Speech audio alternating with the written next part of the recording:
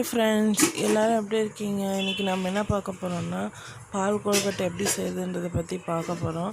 அதுக்கு நான் ஒரு பவுலில் அரிசி மாவு எடுத்திருக்கேன். ஆஃப் கேஜி எடுத்துக்கோங்க. அதை நல்லா சப்பாத்தி மாவு பதத்துக்கு பிசைஞ்சு வச்சுக்கோங்க. சப்பாத்தி மாவு பதத்துக்கு பிசைஞ்சு எடுத்துக்கோங்க. இந்த மாதிரி நல்லா மெலிசா பீசஸாக நல்லா கட் பண்ணி எடுத்துக்கோங்க.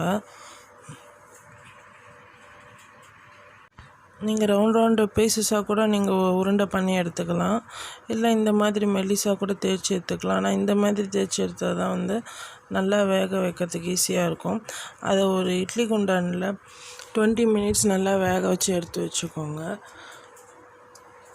இந்த மாதிரி வெந்ததுக்கப்புறம் எப்படி இருக்குது பாருங்கள், நல்லா வெந்திருக்கணும். இப்போ நம்ம மெல்லிசாக உருட்டி வச்சு அது உள்ளே இருக்கிறதுலாம் மாவு நல்லா வெந்துடும்.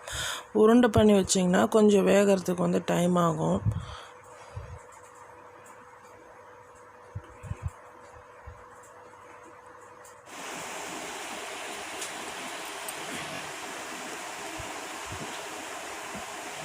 இப்போ பால் நல்லா காசின பாலில் நம்ம கடைசியாக பொடி பண்ண ஏலக்காய் பொடியை போட்டுக்கலாம். அது கூட நம்ம இந்த வேக வச்சு எடுத்ததை இந்த பீசஸஸ் ஆட் பண்ணிக்கலாம். இப்போ பாருங்கள், டேஸ்டியான பால் கொழுக்கட்டை ரெடி. நீங்களும் இப்படி செஞ்சு பாருங்கள் வீட்டில், உங்களுக்கு ரொம்ப பிடிக்கும்.